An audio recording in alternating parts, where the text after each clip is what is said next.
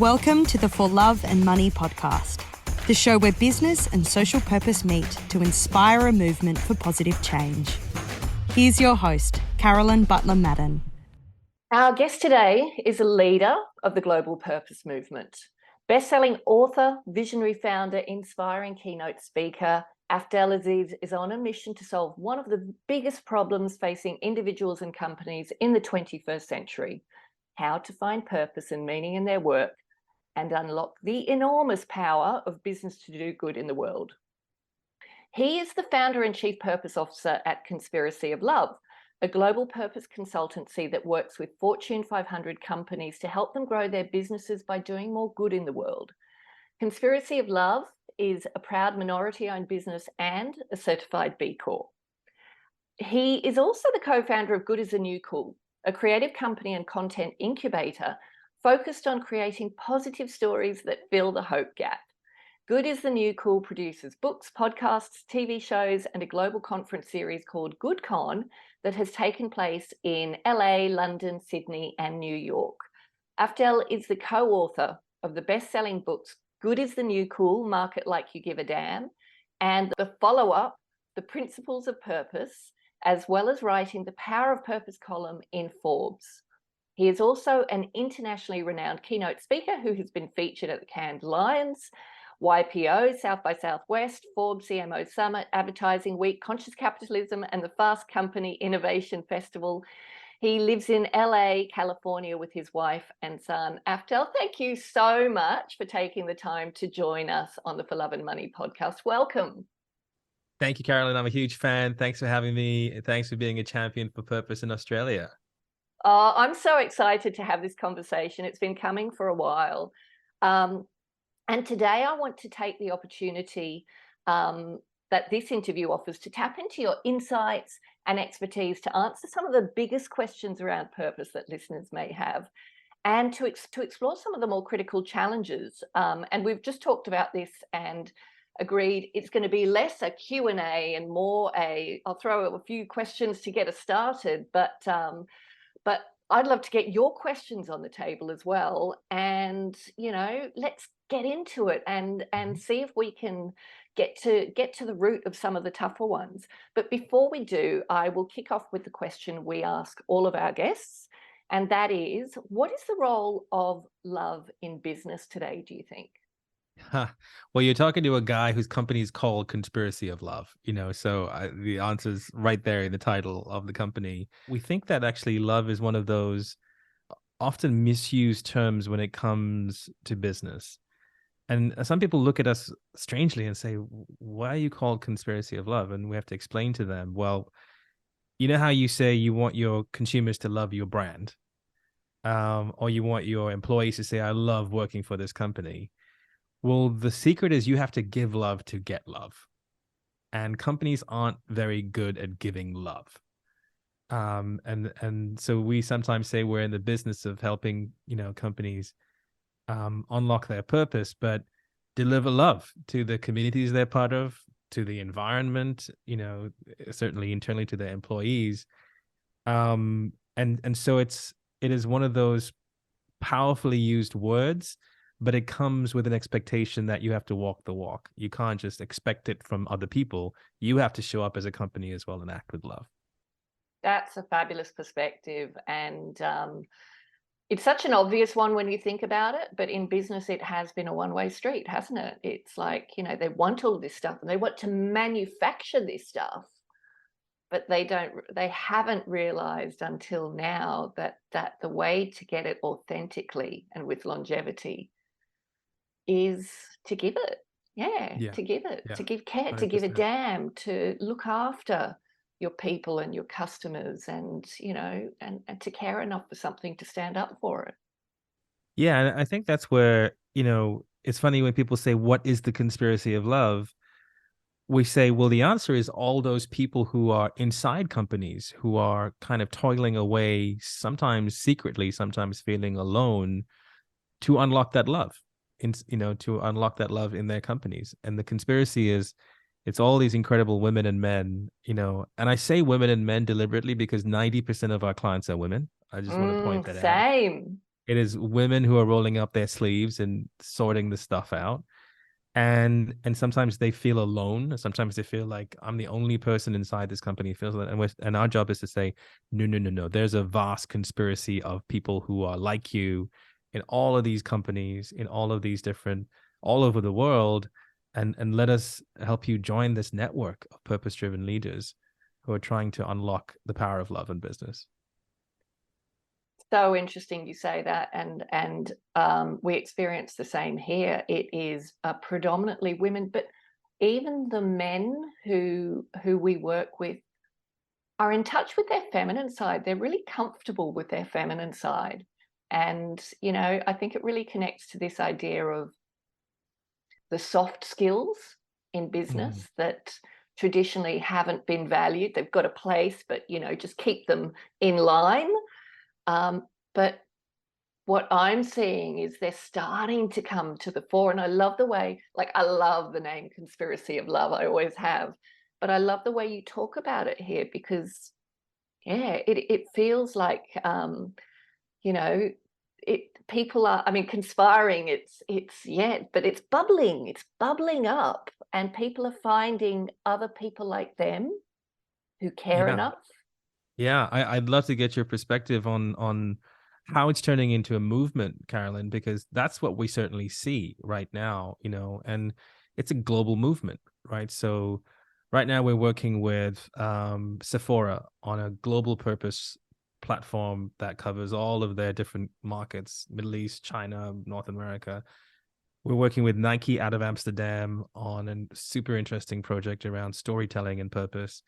And we're working with Coca-Cola in Latin America. We're working, to see how purpose manifests in Colombia, Brazil, Argentina, Chile. And had you told me 5 years ago when I started this journey that we'd get to the point where there was this global explosion of purpose, I would have been flabbergasted. I would have said, you're out of your mind.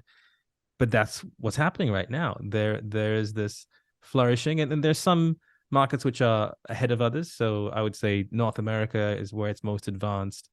Then Western Europe, Canada.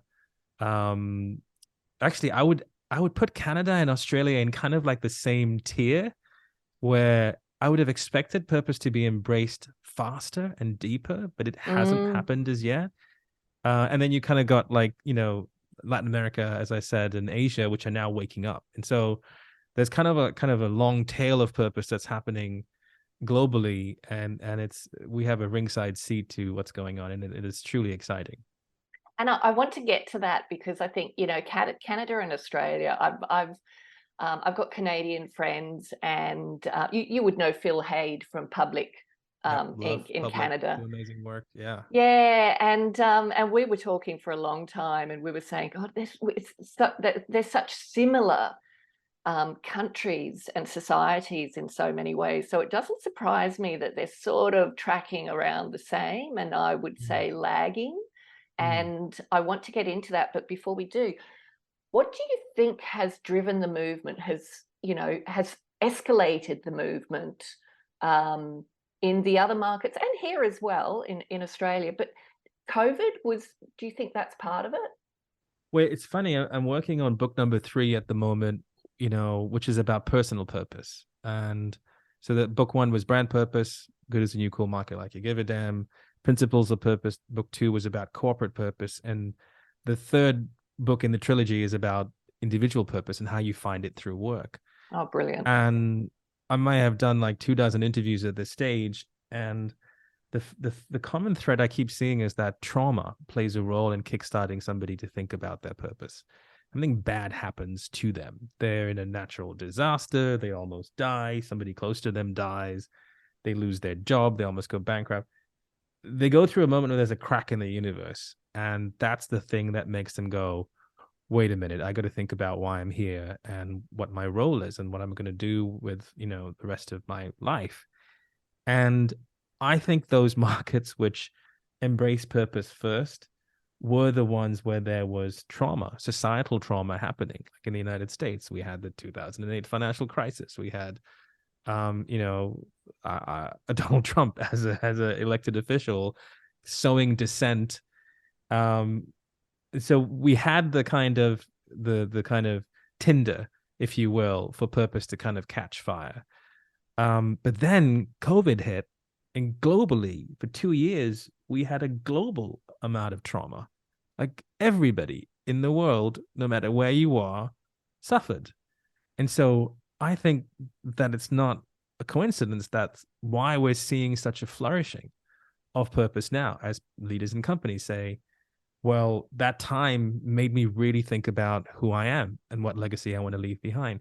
I spent all this time with my family, right? And the barriers between my persona at work and who I am as a father or a mother broke down. And so I can no longer go back to this model where I can just put on a suit of armor and pretend to be somebody else.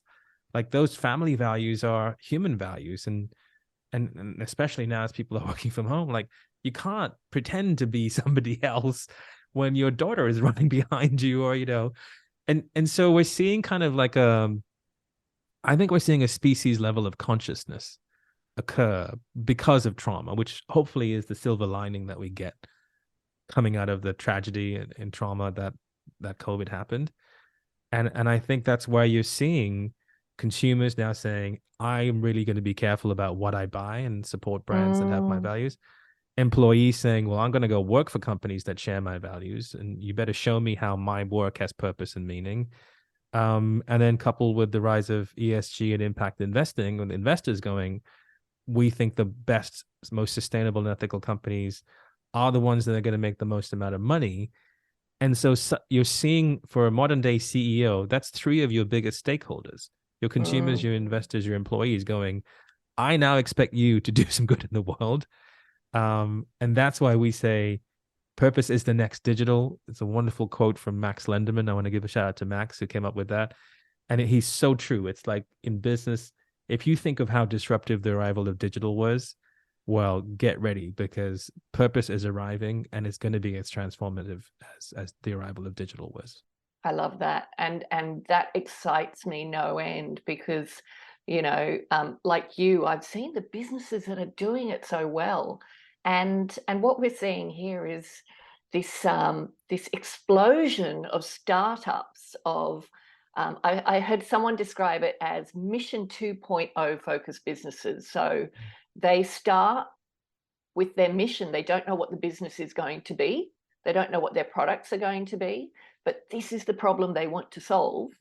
And then they reverse engineer and go, how can we solve it? What business can we create to solve that problem? And you see that, and it's like, whoa, and the success they have, immediately with the kind of investment they get, and the interest they get from consumers without having to spend the big advertising dollars.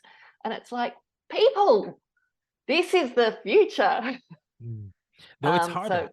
It is harder to do that, right? It's hard enough to create a startup with no social purpose at all, right? And it's, as an entrepreneur, myself, I've seen how incredibly hard it is to get things up and running. When you say, hey, we also have to make money and we also have to make an impact, you're doubling the complexity of it. Now, that's where having those values can also help you appeal to a bunch of consumers with more than just a great product at a great price. It's that great kind of values as well. But it is harder to do that. And so I admire those incredible mission-driven startups in Australia. You have, James Grudgeon and the Good Beer Company, Spark Brewery, they're amazing. All the way across to the people who have now a kind of growth stage, like Who Gives a Crap and Thank You, and all the way across to the Canvas of the world, right? Who are proving that you can do purpose at scale. There's an incredible array of different size companies that are new to the world, that are proving that you can have a purpose-driven model, which is why it perplexes me that mainstream Australian businesses or major Australian companies haven't embraced purpose like they have in the United States or Western Europe. Yeah, let's get into that. Why? I mean, obviously this is the market I serve, and I see what's happening overseas, and I also see what's happening with the leaders of the movement here. But when I talk to particularly bigger businesses here, I don't know, there's still that, yeah, of course we need a purpose, but their idea of purpose is not social purpose. Their idea of purpose is a statement that passively contextualizes what they already do today and doesn't drive them into any genuine kind of action. So why do you think Australia's lagging, particularly in the big business area? Because I don't think it's the smaller businesses. I think it's the big ones. Yeah, I'll give you my theory, and then I want to hear yours because I want to compare notes, right? And so I've been coming to Australia for 5 years now. We've done our Good as a New Cool, GoodCon conferences in Sydney. We've done them in Melbourne. I've spoken numerous times at companies with the wonderful AANA folks who brought me in. And so I see the excitement in the room when I come and speak, and people are like, yeah, we're ready for this. And then it kind of just fizzles out. And I spent some time thinking about why that is. Part of it in the beginning was Australia didn't have enough trauma. Going back to my trauma. I think theory. Melbourne would disagree with you.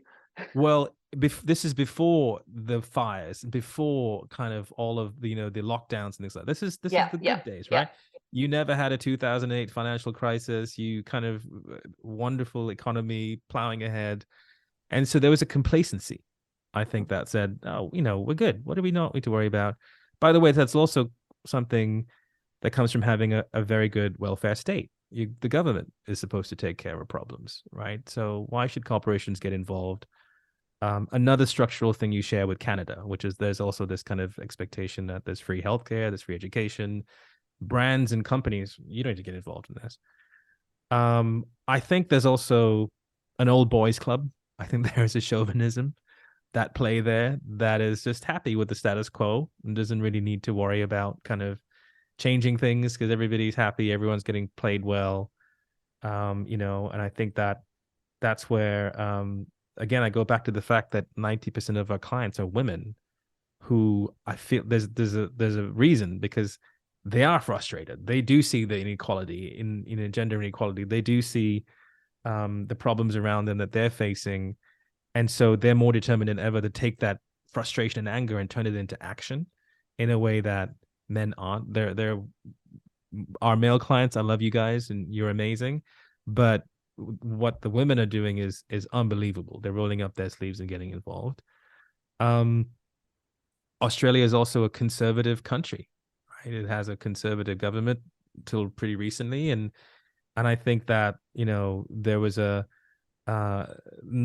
like a huge progressive movement in the country, even in the kind of more liberal wing of government that is changing now with the arrival of your wonderful leader who I follow on Instagram. Albo. And I think that Albo, and then I think there's a cynicism as well. It's the tall poppy syndrome, right? It's yes. saying, it was like cynical about, oh, what's this brand trying to prove, that they're good for people and the planet? Like, oh no, I'm going to take it with a grain of salt and I'm going to cut you down to size because I don't believe you. I don't believe these fancy words you say. So those are my 4 C's: complacency, chauvinism, conservatism, and cynicism, which have, I think, to some extent retarded the growth of, purpose in Australia in a way that is different to everywhere else in the world. I think you have identified very, very clearly what is holding us back. I mean, let's look at it. Complacency, 100%. People are comfortable, right? Yeah. Mm-hmm. I say that, and yet you may be shocked to learn that there are over 3 million Australians living below the poverty line, and 750,000 children, over 750,000 children living below the poverty line. Wow. Which is shocking in a country of 23 million population, right? And that is only going to grow with the pressures we are under at the moment with interest rates and inflation. So that complacency is from the people who are in a position to do something, right? The people with influence. Yeah. But you're 100%, you're right there. Chauvinism, yes, God, yes. I mean, I lived in the UK for 14 years. I lived in London for 10 years. And yes, it's changing, but God, it has not changed here fast enough. It's, you look at the gender gap and, they're saying, oh yeah, look, we've got women in leadership roles, but look at where they are. HR, marketing, what about at CEO level? And we have had a few women at CEO level, but then you also see how they're treated. I don't know if you heard about the Christine Holgate affair. She was CEO of Australia Post when our previous government were in place, and she was pulled apart by the media and by our Prime Minister for doing what every business does. Like, she gave her top performers some expensive watches, which probably saved them a lot of money compared to the bonuses that many of them get paid, right? She got absolutely ripped apart by the pack and humiliated. So how many women in business are going to look at that and go, far out, I don't want to go there? Because women are held to a different standard in leadership than men are. So chauvinism, 100%, Afdhel. Conservatism, yes. We are, I think Australia is a nation that, has so much talent. A lot of our talent goes overseas. But it is a deeply conservative country. It is changing, but it still likes to see, let's see others go ahead first. And, I owned an agency for 18 years, and a number of times, we were given a brief from big corporate clients saying, we want to see innovation, and then you present stuff to them and they go with something so conservative, and you'd be like, really, walk the talk, please. But we are conservative. And yeah, there's just a reluctance to lead from the front. And I mean lead, I talk a lot about capital L leadership, not just leading, a business, but leading society in a world where society is crying out for leaders, and business has to be a big part of that solution. And cynicism, and I think it comes from a lot of the more conservative men in Australia. Yes, there's cynicism, and I see little, comments about woke. But there's also this, it's all of those things, but I can also feel bubbling beneath the surface and coming out this desire for change. And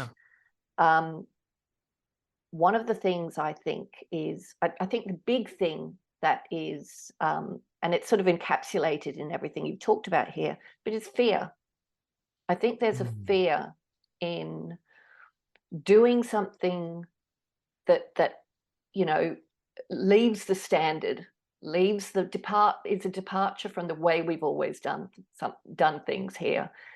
Doing something and then getting it wrong leaves people open to criticism. Their jobs are on the line. So that it goes back to that conservatism. But I think fear is a big part of that.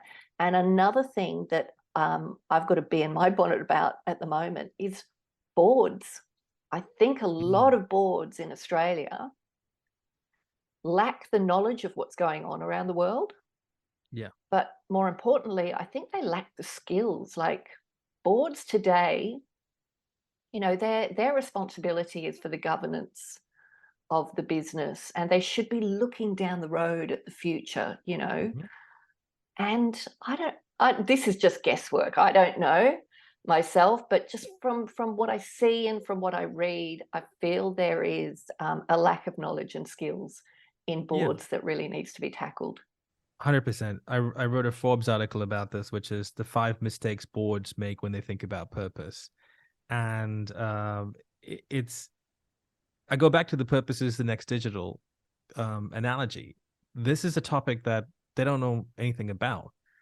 They know parts of it, right? So they know traditional CSR, They may be getting their heads around sustainability. They may be thinking now about DE&I, but they haven't really grasped the power of purpose like the power of digital, meaning this energy that is unleashed inside a company when you're able to tap into that fountain of purpose, right? And I think that's where they're still treating it like a defensive tactic. Like, oh, we should do this to be good corporate citizens. Oh, did we give some money to this nonprofit? Great, job done. But the point of a board is to think long term, to look around corners and see things 10 years ahead, right? And if they're paying attention to what's happening, a board that doesn't understand this topic is a board that is not performing its fiduciary duty towards its shareholders or towards the CEO and their team. The CEO is in the weeds, right? The CEO's job is the next 10, 12, 18 months.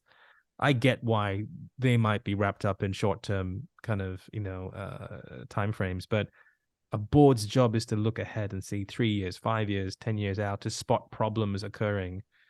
And the data is there, by the way. I wanted to bring this up. This is, you must have seen this. This is the Porter Novelli Australia study that came out, which is fascinating stuff, right? So they finally took the time to actually go get some Australia-specific data. So this is one of the things I was looking for all the time, to say, look, this isn't just US data, but this is Australia data. The data is staggering. 91% agree the way a company operates must be aligned with its claimed purpose in society, right? They're, again, going back to the cynicism, what they don't want is a company to say, there's a great quote here, join us in the battle to stop us from destroying the planet. When they're like speaking out of both sides of their mouth. They expect a company to do the right thing, whether it's on packaging or energy or waste, as opposed to trumpeting the fact that they're doing something which is table stakes. But then once you do that, that's where the benefit happens in terms of those consumers now being more loyal to you, those employees now being more loyal to you. Check out these statistics, right? So Australian employees, 82%, I'm willing to leave a company that acts in a way that contradicts its publicly stated values. Yeah. 58%, I have left a company in the past because I was unhappy with the impact it's happening on society, right? And then finally, when it comes to investors, 77% agree I would only invest in a company that has a positive impact on society. Yeah. So there you go. Consumers, employees, investors. Yeah. Australian data is telling you the writing is on the wall. So boards need to wake up and pay attention to what's happening so they can be, and that's the knowledge they lack, leaders. Right? They do not understand. I said this the other day. This movement, this purpose movement, is unstoppable.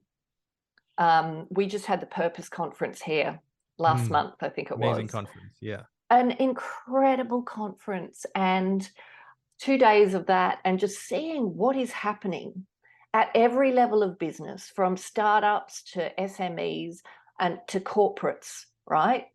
And seeing what is happening, I walked away just thinking, after years toiling in this space, this movement is now unstoppable. Get on board or get out of the way, because it might not be immediate, but in the next 5, 7, 9 years, your business, your brands and your business are going to suffer if they are not on board. I believe that 100%. Yeah. It's going to be like if you had said the advent of digital, oh, we don't have a website, we don't really believe in them, and it's like, you don't have a purpose statement to guide what you stand for, and you don't have a framework of a vision and values that guide everything you do. Like, how are you operating this business? What are you using as a North Star to get everybody focused on it? Enjoying the podcast? If you're looking for more inspiration, head to our website, thecauseffects.com.au, for more resources on how you can start using your business as a force for good. Or buy the For Love and Money book. Every copy sold allows us to protect 1 square metre of rainforest. Help us save 10,000 square metres by 2025. My philosophy is, look, I divide do you want to know my purpose segmentation of businesses? Yeah, go on. There's 3 categories. There's 0.001% of companies who I call purpose Jedis. Yeah. These are companies that aren't perfect. There's certainly always things they can improve, but they're doing a pretty good job of pushing the boundaries forward. That's your Patagonias, your Chobanis, your Legos, all the people that we put in our book, The Principles of Purpose. The next layer down is 0.999%, which is purpose curious. And that's where I would say all of our Conspiracy of Love clients are in it. Like, they're like, we know this is huge. This is coming. We need to get ahead of it. We need to learn. We need to go, use these muscles so that we can get really good at it. And the remaining is 99% is just people who are just like purpose ignorant. Like, I don't know what this is. I don't care about it.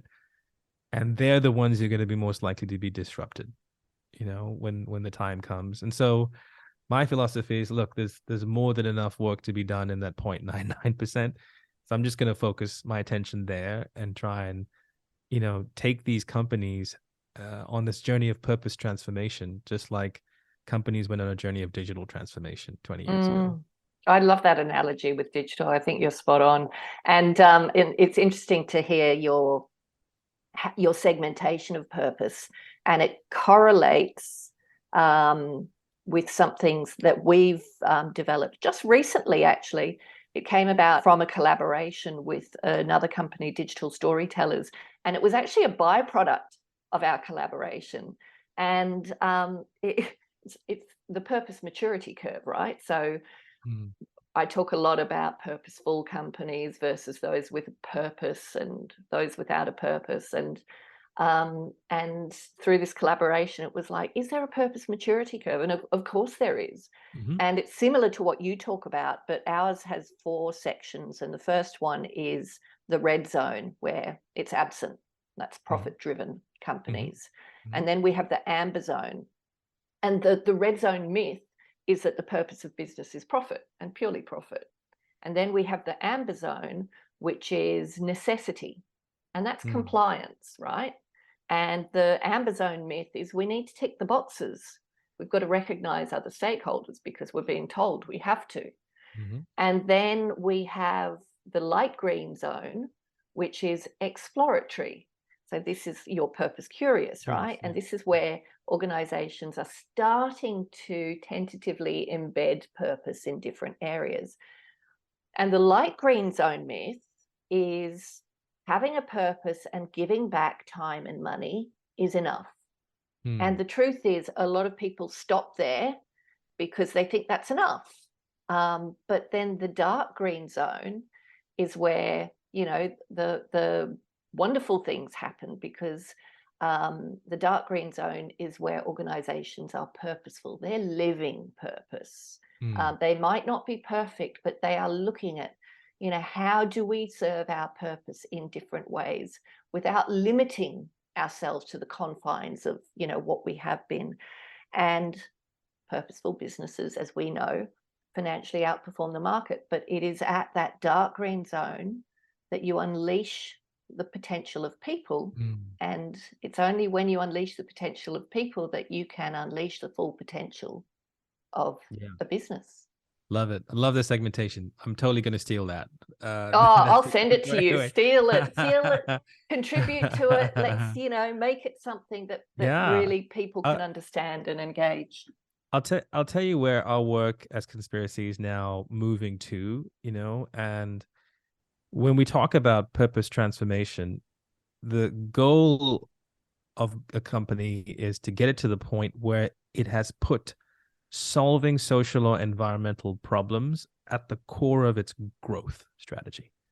So maybe not its current strategy, but it's saying, look, there is inclusive growth that you can get to if you come up with a way of picking a problem in the world and tackling it, and doing so in a way that's in line with your business model. We work with Adidas 2 years ago around the idea of economic inclusivity in sport. And the business case we constructed was saying, look, Adidas, if you invest in bringing more people into sport, people who are historically disenfranchised, who don't have access to programs or facilities, things like that, there's 1 billion people on the planet who could be your future consumers down the line. And if you can be the brand that has an affinity to them as they're coming up to the point where they can afford your products, guess who they're going to pick when they walk into a store, when they're able to say, I can buy my first pair of shoes and my first football or whatever else, right? Similarly with we're working with an insurance company who have a home insurance product line, and we're kind of analyzing the barriers, the racial injustice in Black home ownership, and saying, well, look, there's a disparity in access to capital in these neighborhoods that you're part of. And if you can find a way to take your money and lend it to Black banks or lend it to credit unions, who can then lend it to people who want to buy homes, guess what they'll need when they buy a home? They're going to need home insurance. And guess which brand is going to be top of mind? You're going to be top of mind, right? And so this is the really exciting stuff when we go in and look at a company and we look at how it's operating in society and find that sweet spot, which says, this is a problem you can profitably solve. Yes. Now how do you line up everything you have, your product innovation, your employees, your even your philanthropic investments, instead of it just all blasting out in lots of different places, how do you integrate this? How do you give it a focus and a lens and say, this is going to, we talk about helping a company find its sword and shields, which is like great Unilever language. What is your sword? What is the problem you're going to fix in the world? And how do you solve it profitably? Because the more money you make, the more good you can do and the more money you can make. And then that flywheel of purpose starts operating. Yeah. I love you. I love you talked about the flywheel in your book a lot. And I thought that was amazing. The other thing is it's such it has the potential to be such a game changer for a business. You've talked about Adidas and the home insurance company. And I think about businesses like PayPal and Mahindra, who, they are actually, their ambitions. I think PayPal has an ambition to serve 1 billion customers, and it has forced them to look beyond the narrow lens of who most businesses seek to serve, which is the middle class and wealthy, right? And they're saying we actually have to serve underserved communities. So if we're going to serve underserved communities, we've got to help underserved communities. We've got to support, minority-owned businesses and things like that, and give them access to finance. We've got to give them access to support. And the simple fact is, when you raise up more people in society to participate in the benefits of society, you create more consumers, you create more wealth, you create more potential customers. And it's such a big opportunity for businesses to think differently. And Mahindra is another wonderful example of that. But yeah, that's I think that's the opportunity that so many businesses don't. They're so blinkered in some ways. They don't see that bigger opportunity. I'll give you another word that is occupying my head. It's a gigacorn. And this is when now we're shifting gears to talk about climate tech, right? Yeah. A gigacorn is a company that lowers carbon emissions by 1 gigaton a year, but in a way that can generate $1 billion. So if you think about unicorns, if you think about gigacorns in the same way, it's saying there is a huge amount of money to be made in climate tech. And it's right there. We're about to go through the biggest transformation of an economy when we decarbonize it. We have to do it. It's just inevitable. And so those companies who are thinking about this as a business opportunity and saying, Not like, oh my God, we have to kind of, achieve a net zero emission by 2030, but going, oh my God, we can make a lot of money if we achieve that faster than everybody else. And we can also find a way to treat it as a gigantic business opportunity to develop products and services and offerings and technology around as well. And so that's really where I'm passionate about shifting this conversation from a defensive conversation, like, oh, we have to become a good corporate citizen and we have to do X, Y, and Z, to going, no. The wildly exciting thing is what happens when you put it at the heart of your growth strategy and say, how do we become a purpose-driven company that's highly profitable by solving problems, by solving these social and environmental problems in the world? From defense to offense. And I remember reading somewhere that the global goals, the sustainable development goals, are a $12 trillion opportunity. And, this is what businesses who, I'm not even going to bother talking about the businesses who are blind to the purpose opportunity. I really want to focus on the businesses who are tentatively playing, exploring purpose, but in the traditional silos of HR and marketing. There is so much money on the table. It is. And you bring up another very important philosophy that we have, which is purpose needs to start inside out, meaning you have to light a fire in employees first. You have to make sure that they feel safe, that they feel like they belong, that all of the other kind of, the bottom of Maslow's hierarchy of needs is achieved. But then when you go into a company and you light a fire in the employees and you say, what do we want to achieve together? What's the movement we want to create? And it bubbles up that way as an authentic manifestation of all these leaders and employees saying, yeah, this is the problem we want to solve. My God, that's way more powerful than, a McKinsey or a Bain coming and saying, hey, this is the thing you need to do.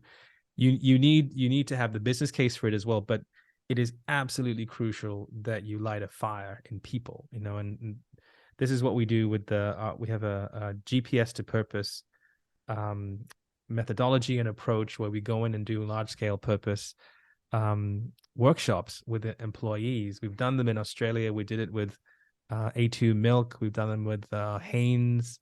And something magical happens when you engage those people inside the company on this purpose journey. That's when it becomes authentic. That's when it becomes really powerful. And so that's a piece of advice I would give for any leader thinking about this is absolutely, number one, get in touch with your own purpose as a leader. But number two, spend as much time as you can stoking that in your employees. We were talking before this interview about Nikki Sparshot at Unilever, who's an incredible leader. And I recently did a Forbes article with her. And she said that was a crucial part of what she did as soon as she arrived there. She spent a lot of time making sure that employees had clarity around their own purpose and how it aligned with that of the company. Yeah. And I was so glad to hear her say that, because that is a secret sauce. That is really what separates great purpose-driven companies from just the good. I don't know if you agree with that, Caroline. I 100% agree with that. And it's interesting because you and I both come from an agency background, right? I was never agency side. I was client side for 20 years, but yeah. My mistake. I thought, but I came from an agency background where we used to take a brief from a client, go away, come up with a solution, ta-da. And I quickly realized when I pivoted away from agency into what is now the cause effect, that model simply does not work for purpose. And I've seen it time and time again fail. It has to come from the inside. And that's why we run workshops similarly. And it's about uncovering purpose, right? But it's also about, we always start with who. No disrespect to Simon Sinek, love his work, but context is everything. And the world has changed since 2009-10 when Start With Why came out. And you can't start with why until you start with who. I know the big consultancies talk about unique organizational identity, But the truth is, it's there. Even when you don't know it, it's, and we've run workshops where it's like, who are the best of you? Your best customers, your best people, employees, your best partners. What is it about the best of you that makes you you? And through a process, we uncover that. And without fail, it has been the most eye-opening part of the process from the feedback from clients. It's like, oh my God, that is us. That is who we are. Yeah. And I think that identity is going to be so important to organizations, because when they know who they are, and this is not a contradiction to diversity. Who they are is driven by a shared narrative.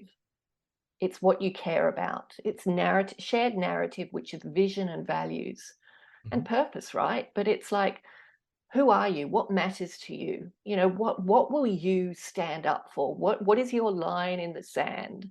And then let's build on that, and let's attract more people who care about those things. Let's bring diversity into that, and see where we can go with it. So, and I love that you're doing that GPS to purpose, and working with people and helping them define their own purpose. I remember reading about Unilever doing that a few years ago and thinking, wow, that is the next iteration.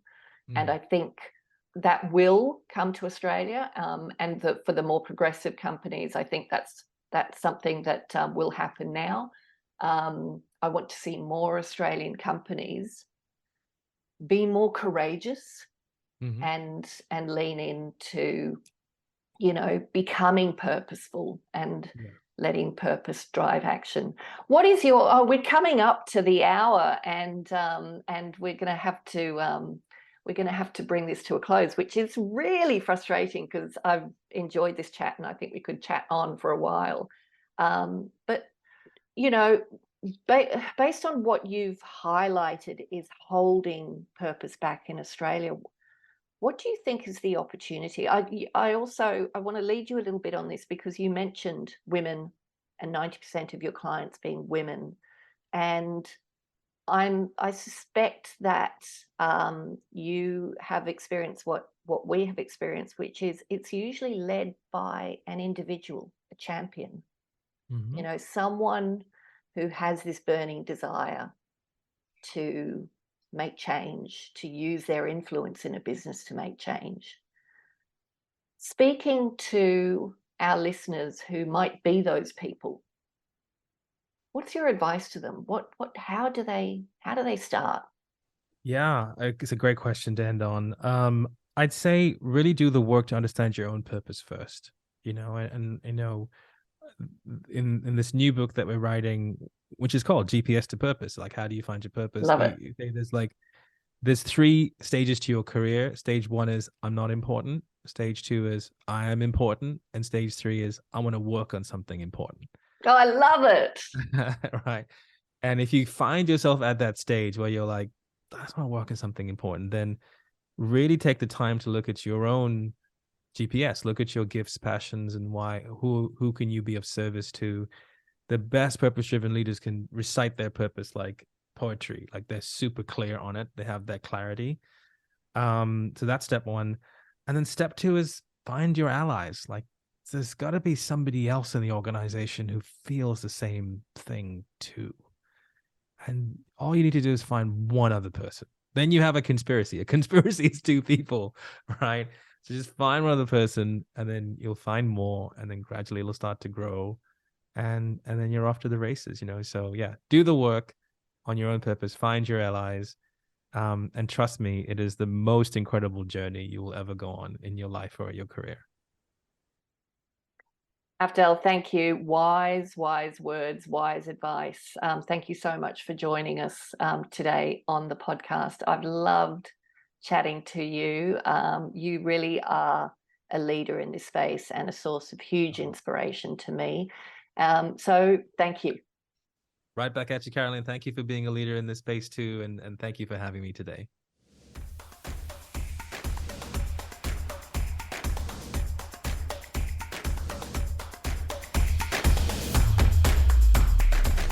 Thanks for listening to this episode of the For Love and Money podcast. If you'd like to take a deeper dive into the purpose movement, visit us at thecauseeffect.com.au. And remember, doing good is good for business. So if you're not doing good, then what are you doing?